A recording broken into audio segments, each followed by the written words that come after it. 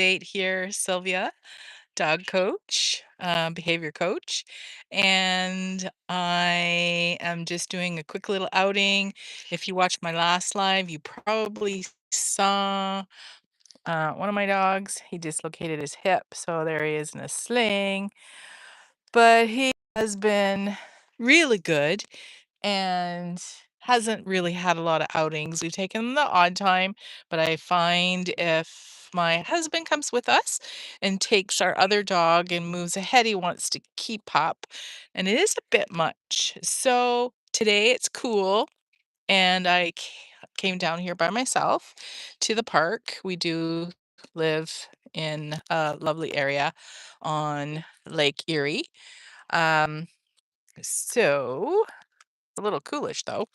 And we're just going to have a little bit of fresh air, opportunity to sniff something a little different than just being in the house. And like I say, he has done really well. And that's simply because I have grown a lot of those skills in the house. I've grown the skills of being calm and chill. I'm sure it's not the most comfortable thing to be walking around with your leg taped up. Um, and he's getting his medicine, his painkillers, some Chinese herbs that are supposed to help with blood flow to the area. We're doing our pet laser as well. But um, you want to go? Come on. So this is live. This is Emma. This is our other dog.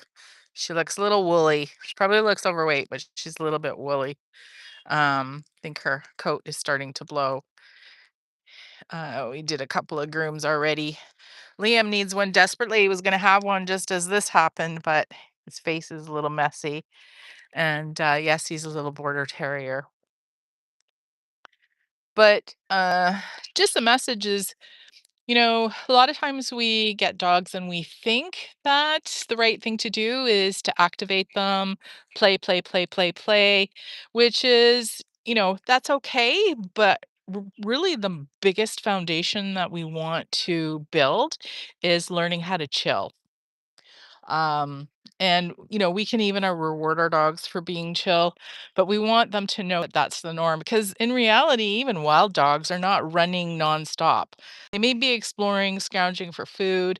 Most of the day, they are chilling. If you ever have observed dogs that are just feral and even animals in general. So he has done well with that. Um, Sorry for the ums. But yeah, that is definitely calmness is a skill that you wanna grow even if you have an active puppy. Believe it or not, um, Emma over there, she's the older one. She's actually, she's gonna be what year is it? She's gonna be 12, and she was a pretty wild puppy. She was actually, out of a litter of 6, she ended up being, one of 2 that were 2 wild childs. Her and a male litter mate. They used to run wild and play crazy, and, I did a lot of work with teaching her about calmness, chilling in the house, um, training, and yes, we played, but a lot of focus on chillaxing. So we did the same thing with Liam, and he does pretty good. He can, party like the best of them. And, oh, there's the sun. The sun was out earlier. So I'm just gonna let him sniff because this is therapeutic for him. Guys, if you have dogs and you don't take them on sniffy walks, they're missing out.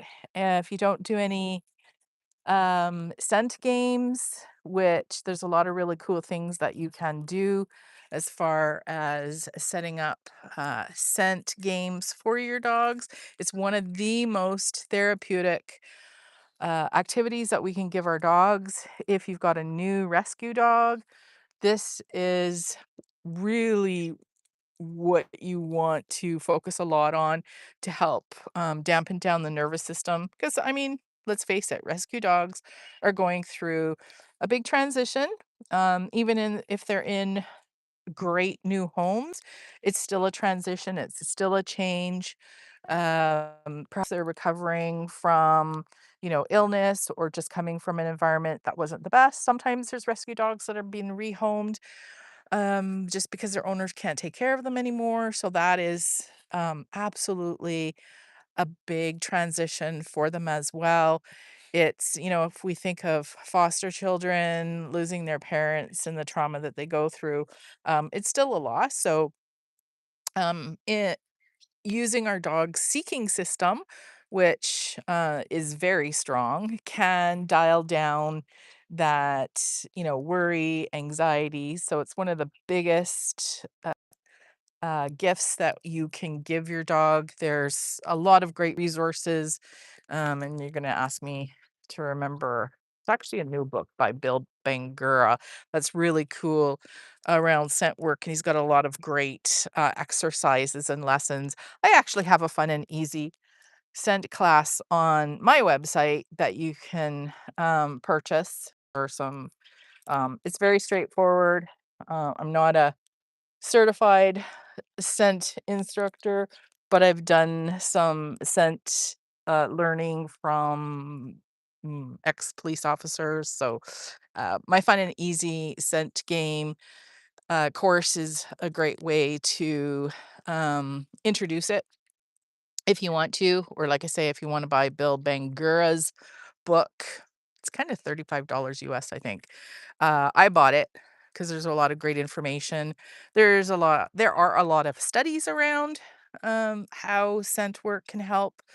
Uh, and, if you've got an anxious dog, even if you have a dog that's struggling with reactivity, aggression, scent work is a really good uh, tool for you to have for your dog. So there is Liam. He's just snuffing, checking what's going on. And yeah, so I thought I would come on and say, hey, hopefully you had a nice Mother's Day. It was another Mother's Day where I am, North America, I guess. I'm not sure other parts if it was Mother's Day. And we had a quiet day. Yeah, so it's Monday.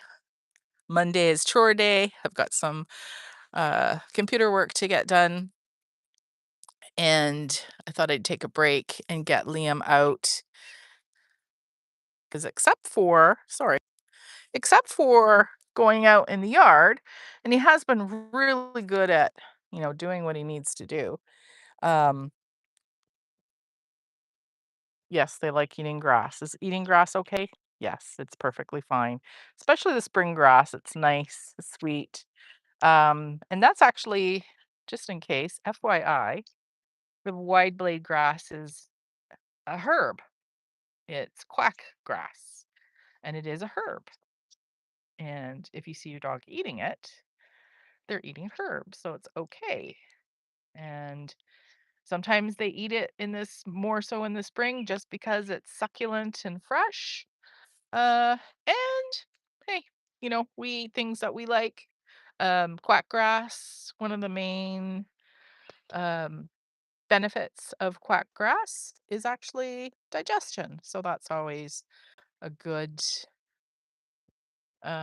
understanding when our dogs are eating. Because if you pay attention, they do go for these wide blade. You see that? The wide blade grasses. That's quack grass. How do I know that? Well, I did a course with a veterinarian who practiced a lot of herbal medicine. So the things you learn as a dog behavior coach training. So I'm going to say hi and roller hosty, hello.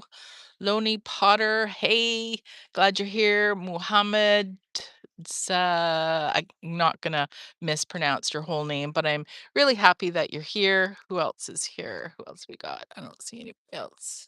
I can't always see everybody. But sorry, I washed my hair, but I haven't done it yet. So, uh, yeah. I'll come back on tomorrow. We're going to the vet, and he's going to check on how Liam is doing. I think he's doing good because I noticed that he is trying to, if he can, because some of the tape, I got to tell you, the way they sling this, some of it has come off because the way it gets slung, there's a specific pattern that they have to follow when they're slinging a dislocated hip. Some of it has come off. I tried to redo it, but wasn't having it. So I have noticed that he does try and use that limb. So I'm hoping that that's a really good sign, and that it's healing. And then after that, I guess we have to work at keeping it in its place. So he's lying down, which is nice. That's parking, and it is something that we can teach our dogs as well when we're out and about. Um, and I'm going to say goodbye. Have a great day. Have a great week, you guys.